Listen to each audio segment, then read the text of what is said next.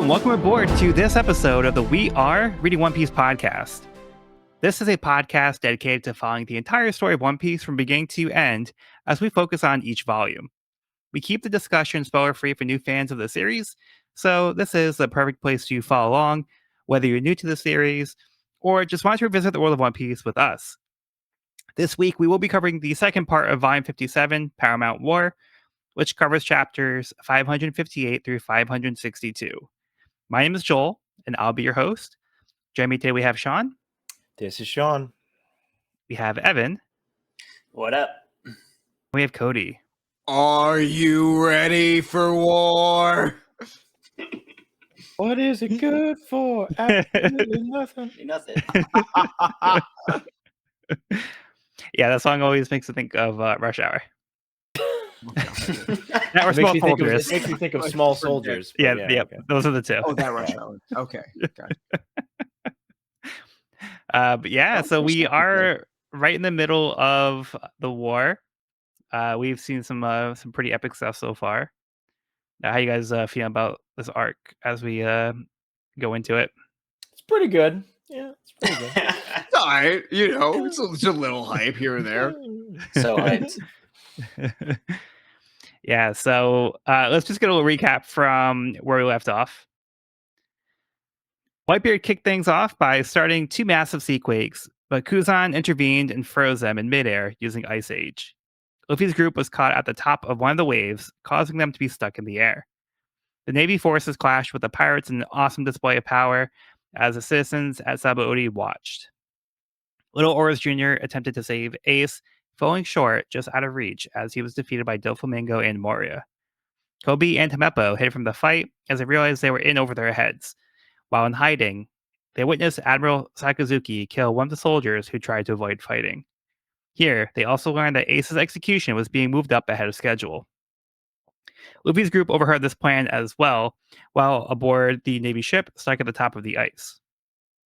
They managed to break the ship loose, causing it to fall down, luckily landing in the water as opposed to the surrounding ice. Luffy's group has arrived, and they are ready to join the fight. All right, so before we get into the chapter, we're going to finish off Brooks' cover story. Brooks' repayment for a night's stay and underwear. Final volume. The demon begins composing.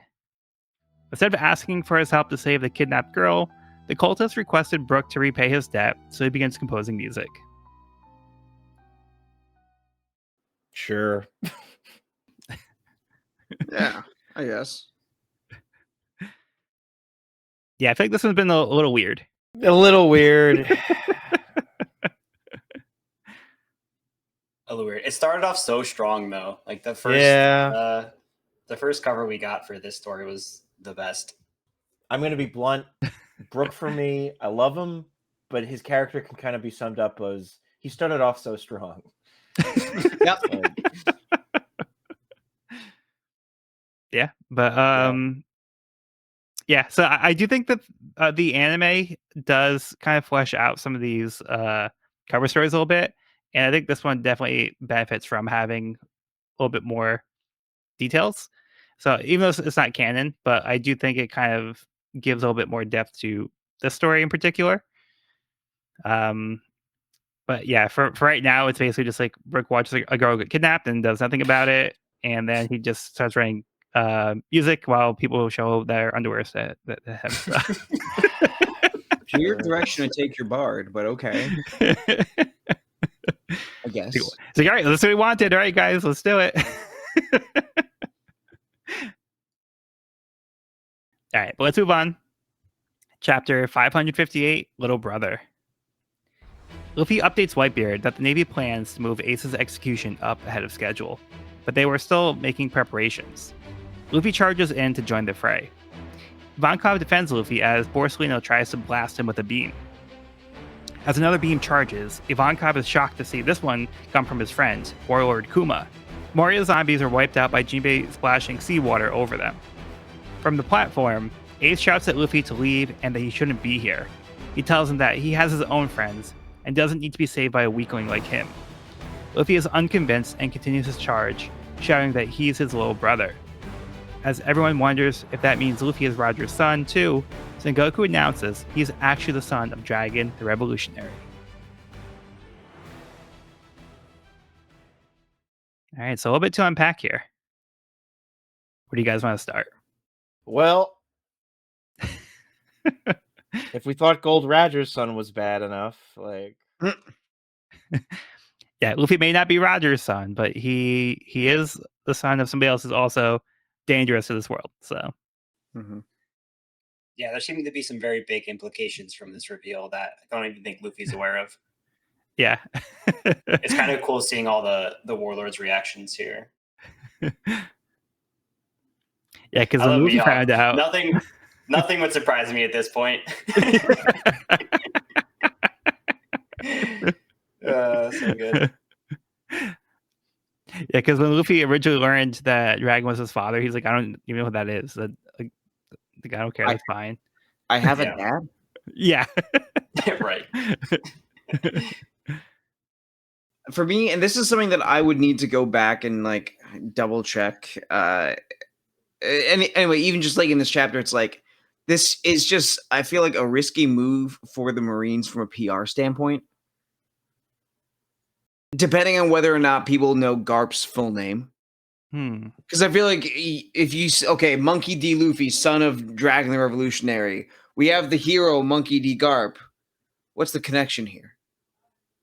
And so maybe people just don't know that Garp is a Monkey family member. I don't know for sure. It's something that just popped in my mind. I was reading these and I was like, I'm not sure if this ever got clarified. I think the government just thinks of the people as so meek and just like not willing to double check anything, and to some extent they are right for a broad portion of the population, that they're just like, we don't give a shit. Like if you say anything, we'll just take you out anyways. So like, yeah, no, that checks out. Most just spoon feed like what the government tells them. So, which is not an indictment of them so much as it is the world that is kind of enveloped around them. Like, but yeah. Yeah, I'm sure Monkey's a very common last name in this world. It's like Smith.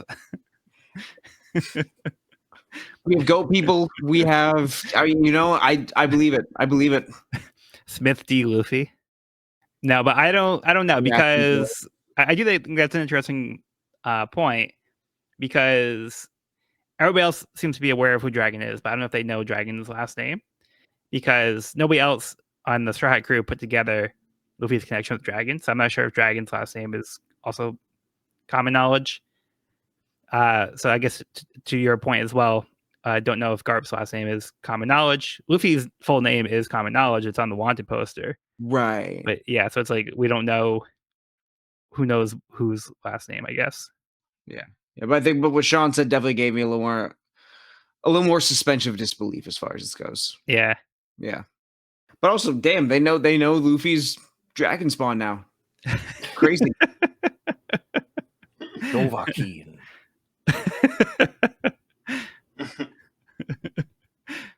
Boa doesn't care.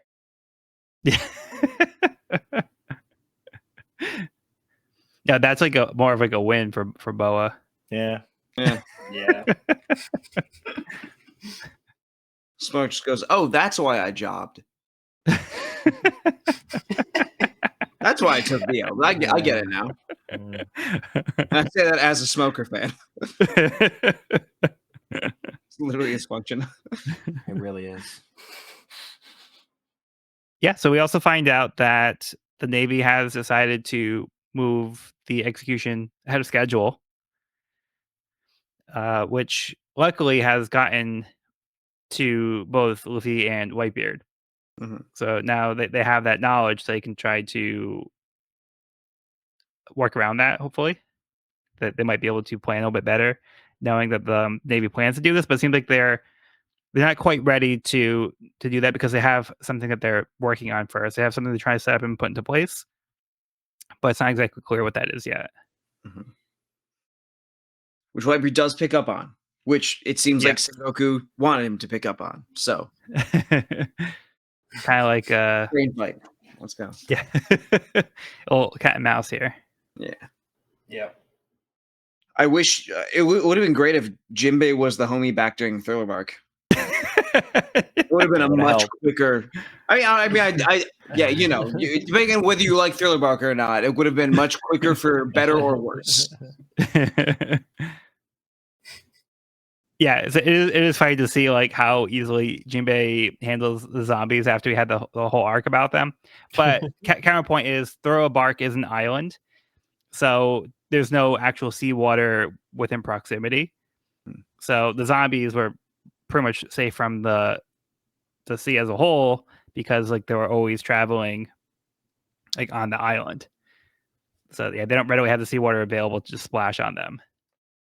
Yeah, I think that brings up like a really cool topic. Jinbei knowing Moria's weakness and kind of exploiting it right away. I feel like up to this point, we've kind of like met these characters and like slowly figured out what their abilities are, and then proceeded to kind of figure out their weaknesses and how like the Straw Hats figure out a way to like defeat them. But now we've kind of been introduced to all these people. We know their strengths and their weaknesses, and so it's kind of cool seeing how it's more about like the matchups and the strategy and like finding devil fruits that favorably can exploit the weaknesses of other of other fruits. So it's like pretty cool. Like finally getting to that point where we kind of know everyone's MO. Yeah. And everyone knows everyone. Like everything. Yeah, and everyone knows everyone. Right. Right. Everything that was so like groundbreaking and challenging for the Straw Hats is just like common to this upper echelon of the world. Yeah. And then Jinbei also says, "Oh, as I recall, your zombies are weak to seawater." So as a warlord himself, he was familiar with Moria because they were like warlords together. So I think it makes sense that he would just already know that information, just from their comings and goings. So yeah, I think it's fun that he's able to exploit it here now that he's on the other side. Speaking of being on the other side, Ivankov now is also facing Kuma. So we actually find out that Ivankov calls Kuma his friend. The fuck? But one for this volume, that's the only one I need.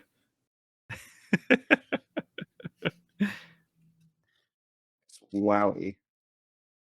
Well, your friend sent my friends across the world on trips that they wanted to go on. So how do you like that?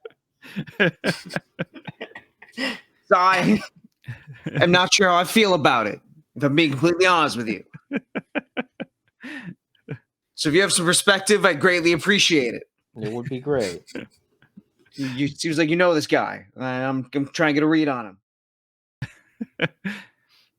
Yeah, so Kuma just unthinkingly just shoots his beam at Ivankov, and like Ivankov is surprised by this. It's not like there's any conversation being had. Like he thinks to himself, like, you creep, just because they made you a warlord doesn't mean you can fire a laser at your old friend, right? An old friend. So there's something different about Kuma that Ivankov is picking up on, and he's trying to reason with Kuma, who seems to not be able to reason right now. So yeah, I just think this is a very interesting exchange that is setting up for more of what we'll see later on in this volume. Mm-hmm. Indeed. Yeah, we're finding friends and old allies finding themselves on different sides of this war now. After yeah,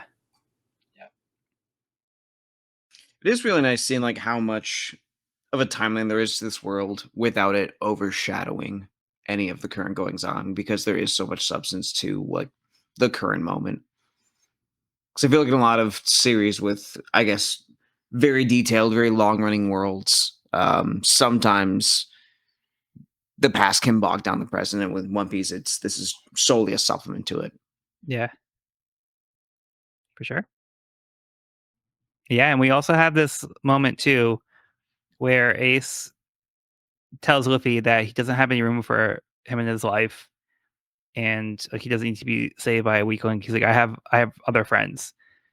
So we know that Ace isn't being sincere, and it's still like pretty harsh for him to say this to Luffy, but it's like an act of desperation because he's like just trying to say something to try to persuade Luffy to abandon him, be like get out of here, because he wants to protect him. So that's the reason why he's saying this. But yeah, I think it is just it's pretty like hard to see him have to resort to this in the first place. But it is coming from a place, I think, of love, and he's trying his best to try to save his little brother and not get caught up in his mistakes. Yeah. Mhm. And I feel like we kind of saw this already at Impel Down, kind of the same, trying to push him away and hoping that he wasn't coming to save him. But now that they're face to face, I was a little surprised to see him doubling down on that. But Yeah. Yeah, I definitely, he doesn't want to see his friends die in front of him. He already saw what happened to Oars. Yeah, if it could happen to Oars, maybe it could happen to Luffy. So Mhm. Yeah. But Ace wasn't there in Ace lobby. And he knows that Luffy doesn't care. He doesn't realize that it doesn't matter.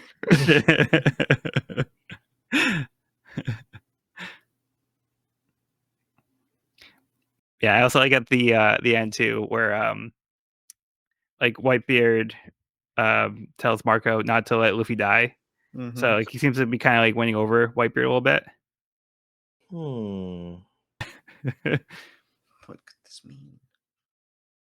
Yeah, so I think Luffy is just kind of already making an impression. So he just kind of arrives on the scene and like he comes out strong, and like he's very like determined and fearless, which I think is qualities that that Whitebeard in particular is picking up on, that he's respecting about Luffy.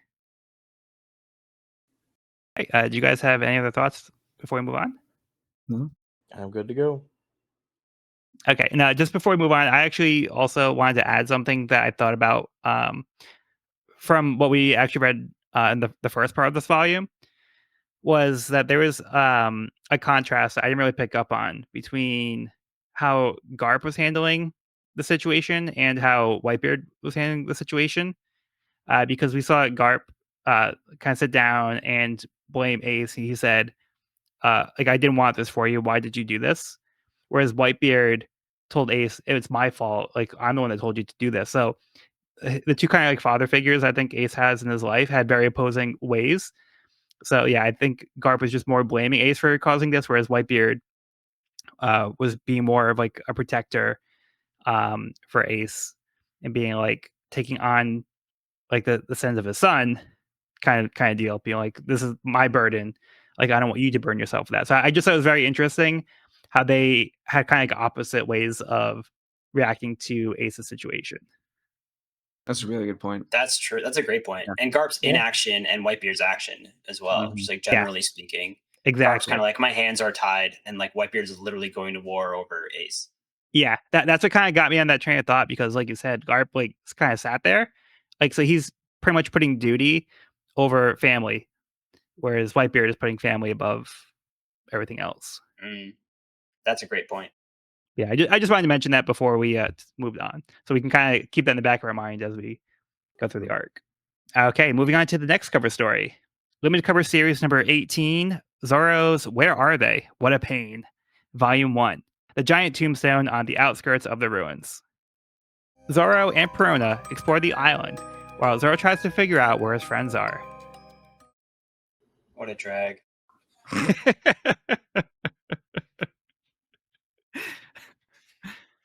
I'm sure Well- Zoro will be able to find his way back. I'm sure that's Yeah. definitely. Yeah. He's on the right track. Oh yeah. Let's just hope he doesn't end up on in Impel Down on the way. So he doesn't end up in Christmas Town.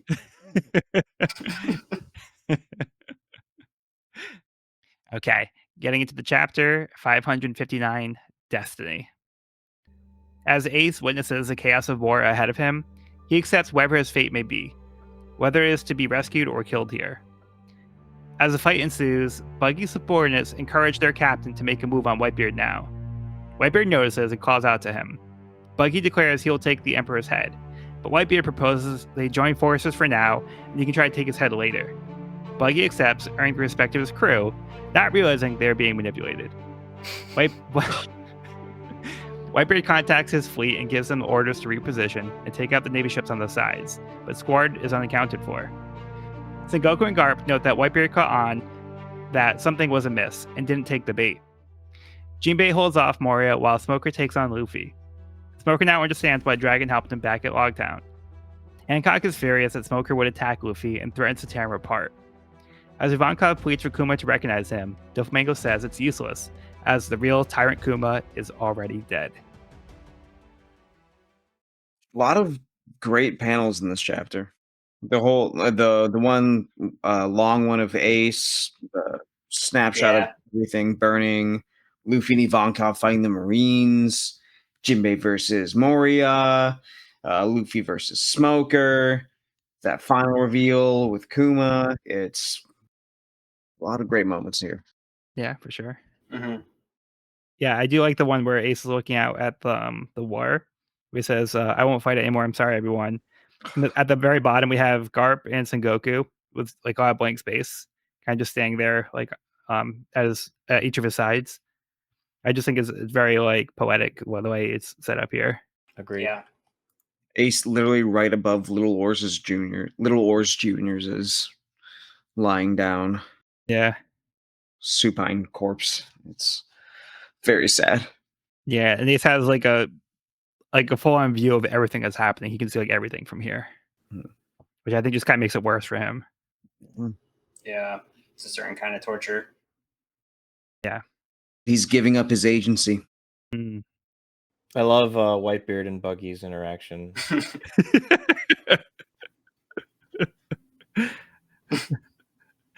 Just like, because Whitebeard really sells it. Like he's like, oh, a fellow rival, eh?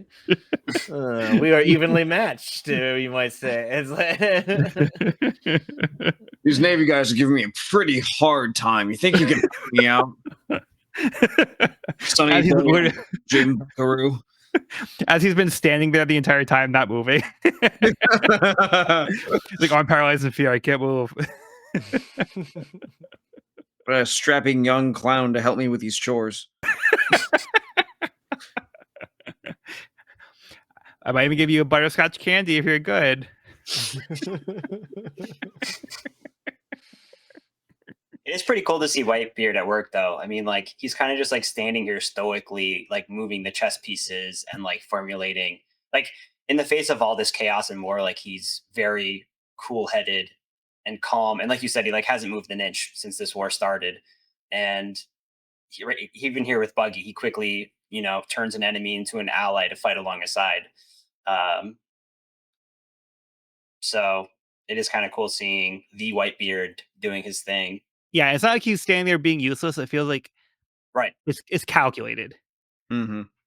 So he's also giving orders too, but he seems to be giving very deliberate orders. He's not like, it doesn't feel like he's like losing control. He feels like he has something in mind, and it feels like he just has like this presence about him that like you do understand like that this is like a great pirate. And just from what we've seen from him so far, we haven't like seen him go like all out crazy stuff, but like we do see him being like kind of like the mastermind for his side of the war.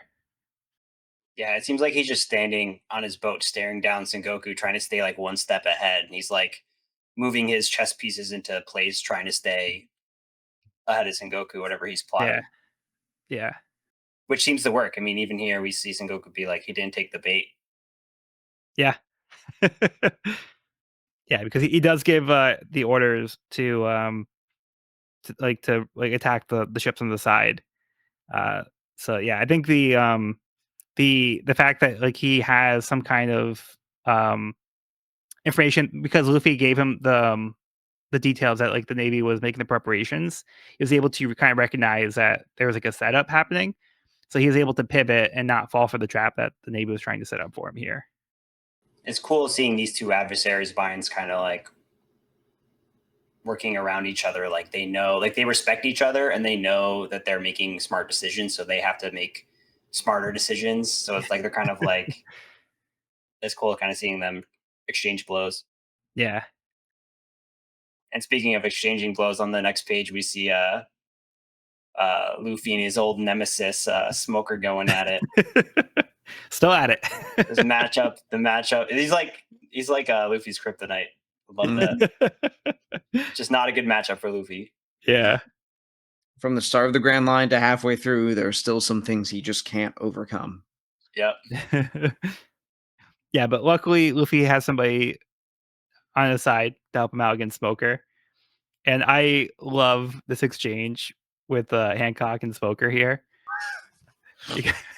So Hancock has the line, "Silence! I'm too fierce to hear your words." So I want to use that in my actual life on occasion. But did anybody notice Smoker say the Kuja Haki? Yeah. Yeah. What's up with What's that about? Interesting. Interesting. Yeah, I just want to note it. Save that one for later. Hockey, it's cool. Like the concept of hockey is slowly getting shaped into something more and more concrete. Like we keep getting these little hints and categories and descriptors that are slowly forming it into something that I can describe. But right now, it's hard to describe. Yeah, yeah. Like you don't have the full picture, but you have like a big chunk of it, but you don't have the full thing yet. Yeah. Which I do think is very interesting of Oda to start like peppering these concepts in, but not actually explaining them. So it's very kind of mysterious as to what it is. Mm-hmm. So yeah, I just think it's a very interesting way that Oda is like putting that into the story. Yeah, it is interesting, and I feel like he's kind of done that like storytelling technique since the beginning with a lot of different things. Just kind of like slowly, kind of like toying with the idea of something, letting it like kind of simmer in the back of your head, and then when it's revealed, it's like, oh yeah, I remember that, or like it kind of all makes sense, right? Like like you said, you don't have all the pieces, and then but it's not a surprise. Like when it is revealed, it's like, okay, that just kind of all comes together nicely. I think that's what makes like a reread of the series so rewarding. As you can go back in with all of the knowledge that you have, and you can start seeing where these connections came in, and you can now see things in different context. Right. We've already seen that like very recently with Impel Down. Even the beginning of Impel Down, the conversation with Garp and Ace, like we already have new context for that conversation. Mm-hmm. Then we have another exchange with Ivankov and Kuma. Mm-hmm. So Ivankov is still trying to reason with Kuma. It's not going great. Yeah.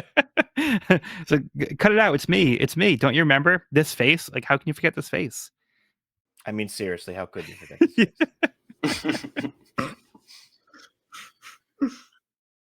But Doflamingo says that Kuma is dead. Just met the guy. What? Huh?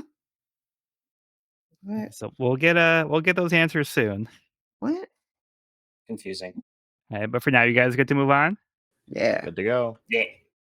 Okay, moving on to Zoro's. Where are they? What a pain. Final volume, Creeping Shadow. Zoro is approached by a figure with a sword. Interesting. There seem to be swords everywhere on this in this place. Yeah. Kind of seen that in the last two cover stories. I didn't notice that, but you're right. It's very distinct. Maybe that's why Zoro got sent here. That's where he wants to go on vacation. It's a place covered in swords. Swordland. It's like the Disneyland of swords. Yeah, Zoro may not know how to find anything except swords. or like swordsman, because he always seems to like run into somebody to fight with a sword. So it's one thing he can find reliably. Yep. Okay, but moving on to chapter 560, Prisoners of Impel Down. Hancock hands over the key to Ace's cuff to Luffy. He hugs her in gratitude, to which she wonders if that means they are married. Ivankov tries to process Doflamingo's words as Kuma is standing in front of him. Doflamingo explains that Dr. Vegapunk made the final modifications to Kuma several days ago, fully turning him into a human weapon that only takes orders from the government. Now Pacifista PX0, he blasts at Ivankov and Luffy. Ivankov tells Luffy to keep going, and he would stay here to beat Kuma's memories back into him. Crocodile attempts to make his way back to take on Whitebeard, but is confronted by Diamond Jozu. Doflamingo suggests that he and Crocodile team up. Luffy now faces Mihawk. Somewhere Zoro just sneezed. Something's happening that I should be involved in.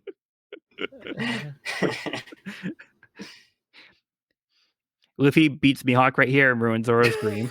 This is wherever Zoro is, a TV like, newsflash, Mihawk dead. It's like Zoro's like, well, fuck this. Luffy is now the world's greatest swordsman. Yeah. You know, I don't know if I really needed a crew. Huh. I'm on my own. Hey, that's the all blue. Usopp, remember that character arc? I don't. Luffy just scribbles on paper and makes perfect maps somehow. Yeah, so Luffy and Hancock officially married. Who would have thought? Married. Wow.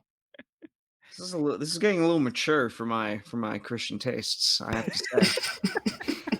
I thought it was rated 2 for teen, not M for mature. Or M for marriage. Oh, well, good sir. I don't know if I can take that kind of a little risque for my tastes. I'm sorry. I mean, it's a pretty big hug. I'll give Hancock that. But everybody thinks that Luffy gave Hancock a bear hug and knocked her to the ground. And be like, go get him. He just attacked the Empress Hancock. Dude, nice. Good job. The Pirate Empress was defeated. Impossible.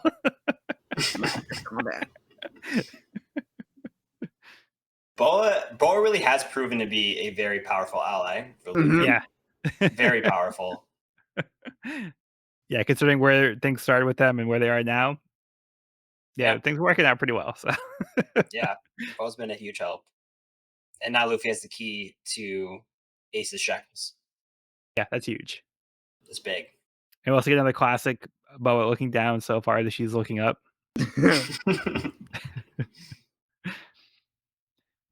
She gives a Gandalf impression here as well. Where you shall not pass. Nice. Yeah, she is not concerned about her title here. She's like, nope. like I mean, she hey, barely I cared know about it it's to begin with. It seemed like. So. Yeah. Like she's here as a formality. Yeah. It sort of says anything I do will be forgiven. There are no consequences, no matter what I do. I am beautiful. What are you going to do? Fire me? You won't. On the next page, there's something that a couple times in this half of the volume I was wondering about. It's a translation thing where I'm not sure if he's saying, "Oh, you're the guy who looks like Bartholomew Kuma," or if he's saying, "Oh, you're that guy who looks like a bear." And I honestly, in my heart of hearts, I feel like it should be the latter, because I feel like he knows Bartholomew Kuma as, "Oh, the guy who looks like a bear." That particular dude. Just grizzly vibes. I think he has him confused with a pacifista, but right. I don't know, because I feel like it's weird for him to like, "Oh, you're Bartholomew Kuma. You look like this figure of this important person," where it's like, "Oh, you're the bear dude." But I think it's still like, "Oh, yeah, you can purse me," but it's also like, "Sup." You like just feels like more Luffy to me. Yeah, I see what you mean, because he doesn't do names very well. Mm-hmm. Yeah. It feels like a bit off. Like somewhat comedic. I don't know. I don't know. Yeah, so I could see it going like either way, but I do think that is interesting. There could be some kind of translation thing there. Yeah, it's understandable either way, because like, yeah, it's fully up to interpretation. Yeah, so I'm wondering if like maybe Luffy thinks he's not really Kuma because he's not talking, so he might just think he's like a regular pacifista. So I think that could be the case. That's kind of like the read I'm getting. I do think there is a portion of that as well. But then like the following conversation is like, you know him, Eva. So like I don't know if he's like, because now it seems like he's being more specific. He's like, oh, you know him, Bartholomew Kuma, but it'd be weird if he said, oh, you're the guy that looks like Kuma, you know him. So, Right. yeah. And that's where I'm like, That's wait. where it's not tracking. That's why I'm like, that feels like there's like another layer to it. Yeah. Yeah. But Eva does know him. Yeah. And Dofi has some bad news for us. Well, for Eva, I guess. But after hearing Eva's impression of Kuma, it does seem suspicious that he would like volunteer himself to the government. It is weird. Also, another Vegapunk name drop too. Yeah. That guy. But we did know that Vegapunk was the one who was in charge of the Pacifista project that was happening. Mm-hmm. So this is kind of just showing that it's giving a little bit more information as to what happened with Kuma, because we knew that he had like the robot parts in his body, but it seems like that transition has fully happened now. So this is kind of like the intention of what was supposed to be happening with Kuma, because we had seen that they replicated his body through the pacifistas, but now we're seeing that they applied the same thing to the actual Kuma as well. So they made that full conversion, and now he's at the point where his consciousness is no longer there. So I think no matter like what his intentions are, I do think that's just a tragic concept that he basically gave up his life in order to go through this program. We've had such varying accounts of him. Eva saying, no, Kuma hates the government. And everyone's saying, oh, Kuma's the government dog. He does whatever they want. So depending on which narrator is more reliable, it could either be the worst situation ever or total compliance and total I trust whatever's going to happen to me. Like we just don't know. And it's a huge mystery. Yeah, Ivankov seems not ready to believe that Kuma would do that, but maybe he doesn't know Kuma the way he thought he did. Or maybe he might have known Kuma at a certain point in their lives, but then something happened that like made Kuma become like a different person than who Ivankov would have known. But yeah, we don't really know what their history is here, like how far back they go. So like there's a lot of things that could have happened in this time period that caused Kuma to become this person in this version of like the warlord. Ivankov seems to not really know that of Kuma. That seems like out of character for Kuma for what he thinks. Yeah, like because he was like, oh, now that you're a warlord, you can just. So it definitely. So there's. It's been a minute. Yeah. Since he was really interacting with Kuma, so a lot may have changed. Yeah. So maybe the warlord status kind of got to him or something. Who even knows? Yeah. But it definitely this gave me a lot of questions when I first read it. Yeah, for sure. Yeah, so now he's no longer Kuma, he's Pacifista PX0. Lame name, comparatively. Yeah. Actually, I do think it's kind of cool. All right. Yeah, but only kind of. Bartholomew Kuma like a million times cooler. Like PX0, like, yeah, it's sick, but like Bartholomew Kuma, like that's like a neon lights in WWE shit right there. Come on, man. You call him Bart for short. Yeah, but PX0 sounds like a robot, which is also pretty cool. Robots are cool. Maybe those Cybermen X are addicting, you know. Once you get one upgrade, then you want another upgrade, and then one thing leads to another. Next thing you know, you're a robot. I do love Cyberpunk Edge Runners. Yeah, right? Maybe it's like a warning for Frankie. Heard you went fullGanic, no Borg, or no full Borg, noGanic. Oh, God, are you okay? Never go full Borg.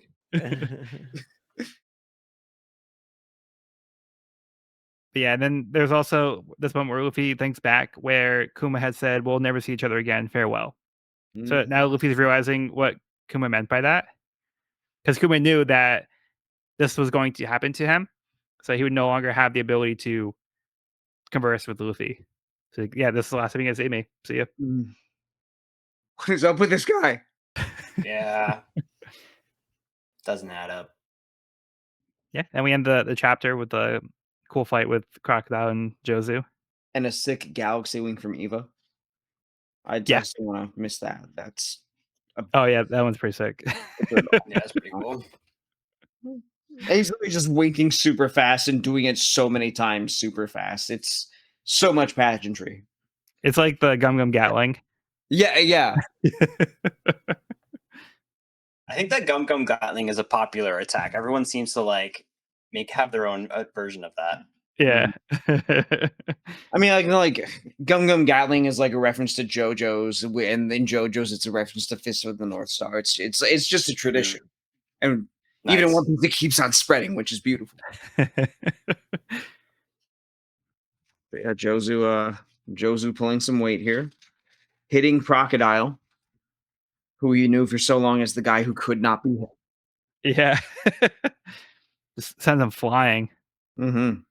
Right to Doflamingo. Yeah, I think the stance that Doflamingo takes, standing on his back, kind of reminds me of like the marionette master, like the marionette puppeteer. Yeah. Oh yeah, I see that. Yeah, so Doflamingo seems willing to work with his former ally. I don't trust it. Oh, I'm sure he is just playing the. Yeah. He's networking. Good for him. Riding the fence until it, becomes obvious. Well, I mean, their goals are kind of aligned right now, where they're both trying to defeat Whitebeard. True. Yeah, and then I love the line that Mihawk ends with, where he says, "Now, fate, how will you deal with this heaven-sent boy? Will his life end here, or will he escape this black blade?" Calm down, buddy. Jesus Christ. The emo kid in me thought he had some bars. All right, how about we move on here? Chapter 561, Luffy versus Mihawk. Luffy dodges Mihawk's attacks, determining he doesn't have time to stop and face someone as tough as Mihawk. He doesn't let up. Luffy is about to fight back, but stops himself when he realizes his hand's just been cut off. Luffy dodges another slash. This one caused the giant iceberg to be sliced in half. Crocodile rejects Doflamingo's suggestion to team up, sending him away with sables, sending Buggy up in the process. Luffy catches Buggy, using him as the human shield from Mihawk's attacks. Marco orders Vista to duel Mihawk to allow Luffy to escape. Word reaches Sengoku that their preparations are complete. Sengoku orders the transponder snail transmissions to be cut. From the rear of the bay, Sentomaru arrives with an army of pacifists.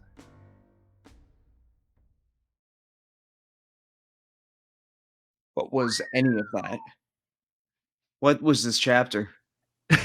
That was just feats on feats on feats on feats.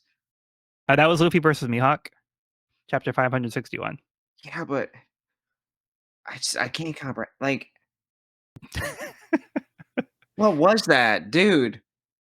No, and like just a scale of like this dude just cut an entire iceberg, and Luffy figured out that his hand was gonna get cut off. What the hell was that? Yeah, what the hell was that? What the hell was that? Yeah, he stopped himself in the middle of the attack. Was like, oh, maybe I shouldn't do that.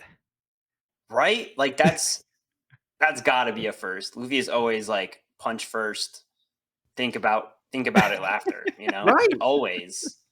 Yeah, this has got to be a first for Luffy. Actually showed a little restraint here. Yeah, good job. Yeah. Also, before Luffy hits Mihawk does the thing with the eye. Yep. Which we've seen. Yep. Represent We got a couple. hockey up to this point. So I wonder if like Luffy kind of picked up on Mihawk doing something there. So he's like, maybe I shouldn't do that. I do think it's. Oh, sorry, go ahead. No, you go.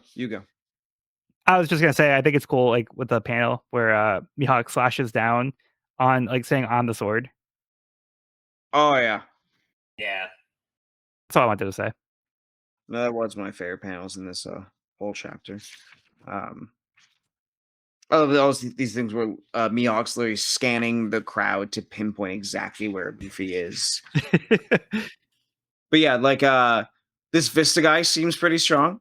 Also, a nice counter, because Evan's talking about how some of the matchups have been playing out. So Luffy finds the counter for Mihawk, which is Buggy, who's the human shield for Mihawk slashes.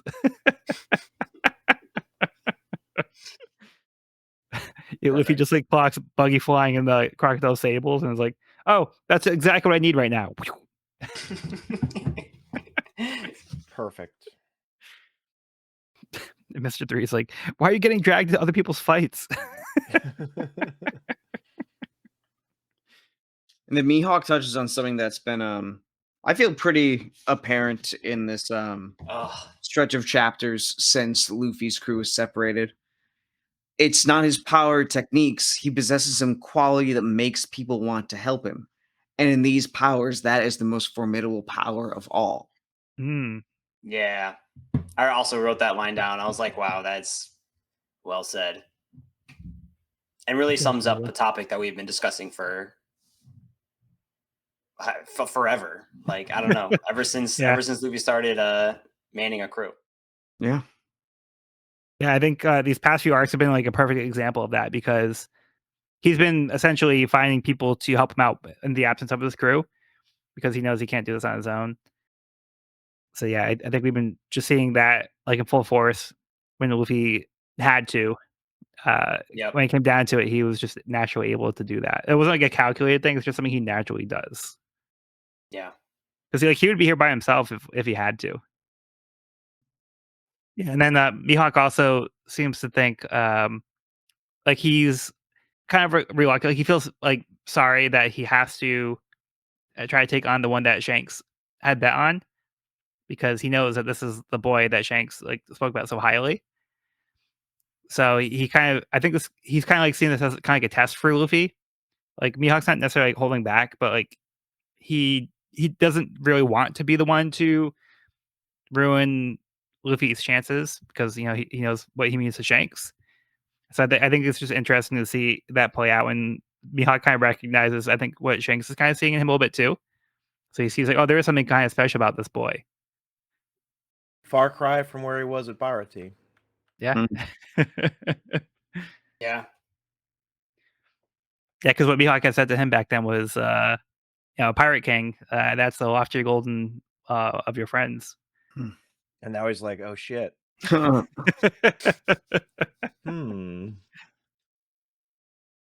we kind of brush past it where Doflamingo got rejected by Crocodile. So like Crocodile hasn't been humbled at all. They don't pretend we're equals. Maybe you want to be my henchman, huh? Doflamingo's just networking. He's schmoozing everybody up, trying to find some powerful allies. He's working the game. Yeah. He's business savvy. It's all about who you know. And at the end, we get the arrival of the Pacifista army led by Sentomaru. Yikes. So this seems to be what they've been waiting for, what the Navy's been trying to set up. They've been trying to get the Pacifistas kind of in place to arrive here. So yeah, like it seems like Sengoku is making moves because he doesn't want something to be seen. So he says to cut the broadcast from all the transponder snails. So we mustn't lose the world's trust. So he seems to kind of be, maybe he's like kind of questioning like how the world is going to perceive them. So whatever they're doing, he seems to not want the world to witness like this event anymore. After they put on like this whole show and display for the world to see, now it seems kind of like, all right, well, maybe we don't want the world to see this. Some shady business. Yeah, a little bit. Mm-hmm. So he says like the only thing that they need to know is that we were victorious. That's about it. Just looking Polko Grim. Do you guys have any other thoughts on this one? Nope. Okay, let's finish off the volume with chapter 562, Whirl Spider Squad. Sentomaru contacts Sengoku, telling him this wasn't the plan, and the pirates are too spread out. The Whitebeard pirates now realize why their captain gave the order to attack the ships on the side, which prevented them from being boxed in from all sides. Sengoku orders Sentomaru to proceed as planned. As the pacifistas unleash their assault, Whitebeard orders his men to keep their sights forward toward the plaza. The onlookers at Sabaody are confused as the transmission cuts out except one screen. Sengoku orders the encirclement wall to be activated and to carry out the execution. Luffy is unable to get to Ace as Borsellino sends him flying backwards, but is luckily caught by Jinbei. The Whitebeard division commanders arrive to help Luffy push forward. As Sengoku barks to shut off the last transmission, they find out that this one has been hijacked by Buggy. Buggy and his followers use this opportunity to get some screen time to introduce Buggy to the world. Whitebeard notices Squard is here now. Whitebeard tells him he'll be joining the fight soon. Squard tells Whitebeard he's indebted to him right before he takes his sword and pierces Whitebeard through. Buggy has never been more relatable in my entire life. That's right. It's me. Hey, wait. You got. Is your nose bleeding? Oh, just roll in one more. Well, yeah, no. Fresh take. Let's go. Oh, hey, that's right. It's me. You're a little wooden that time. Buggy's trying to be an influencer. I know. I love him. Followed, subscribed, added to Patreon. I'm in. I'm sold. Yeah, this is hilarious to me how this is going out live, but they seem to be under the impression that they can get multiple takes out of this. They have like the whole like script, like everything, and they like repeat the script. Like everybody's like, "What is this garbage? Show us the good stuff." And it's like we're just looking at Buggy try to like do his rehearsal lines. Like, wow, it's the legendary Buggy. That's me. I'm Buggy, the legendary one. What's happening in the battle?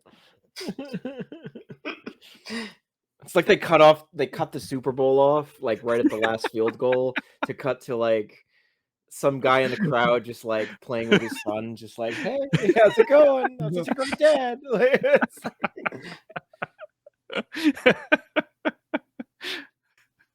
I was like, man, you just fought Marshawn Lynch. You're pretty cool.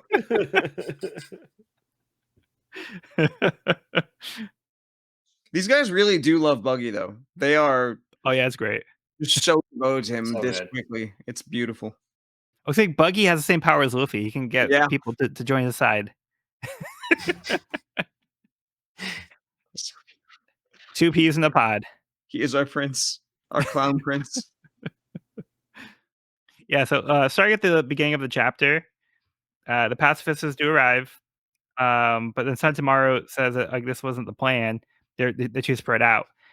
So the moves that Whitebeard made earlier proved to be the correct moves because he had like the intuition to not get trapped.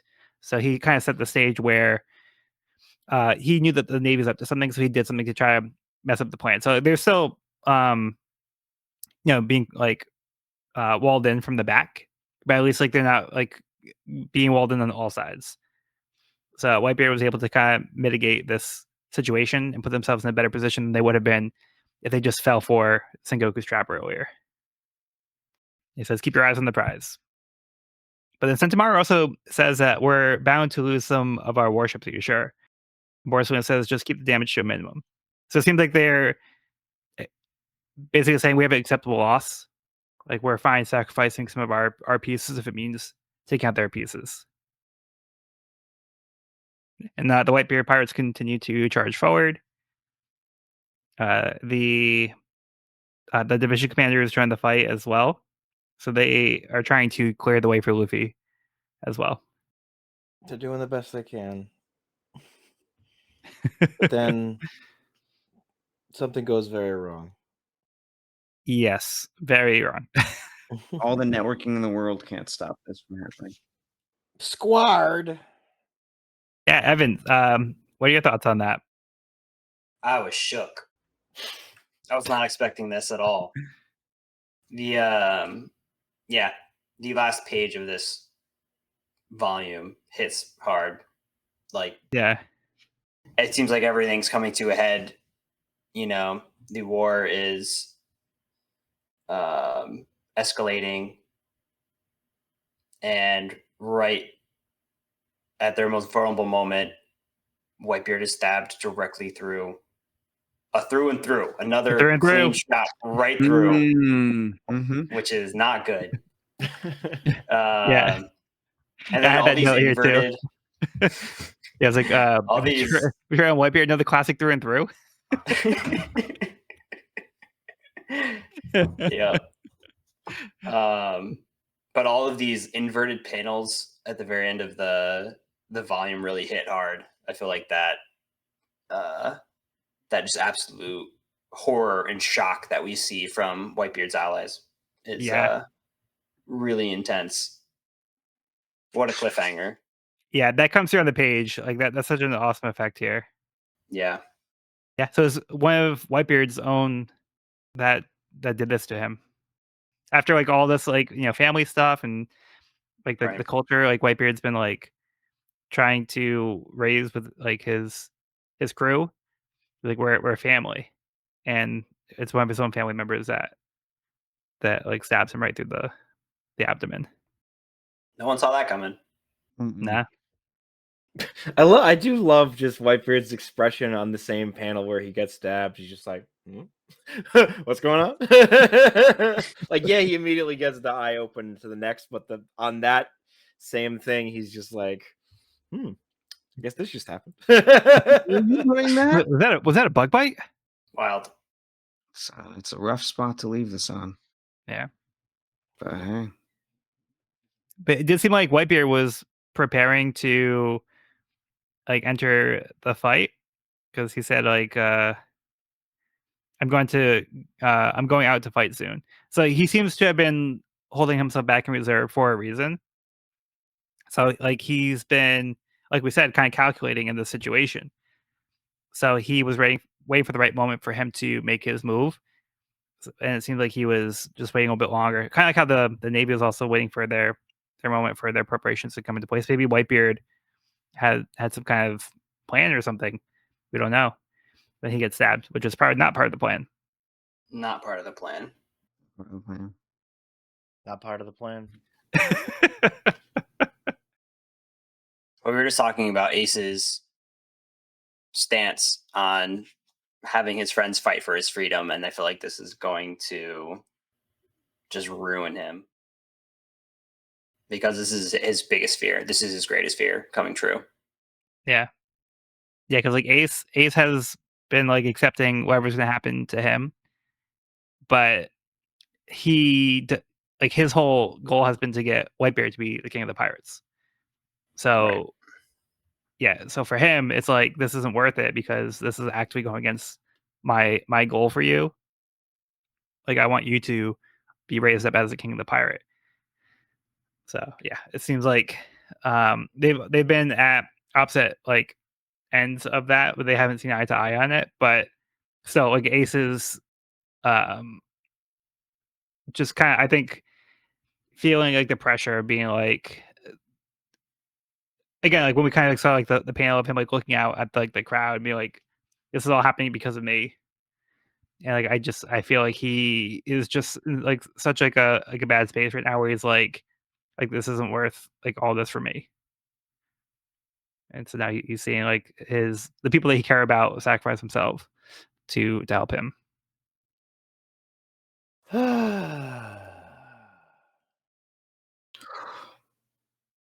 All looking great. Yeah.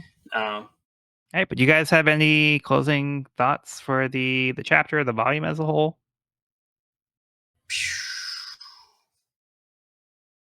Looks like the king piece has fallen. Well, hold on. I've not read ahead, so I'm like, I know. Pieces in check. I'm like, Whitebeard's dead. He's immediately dead. It's over. There's a threat.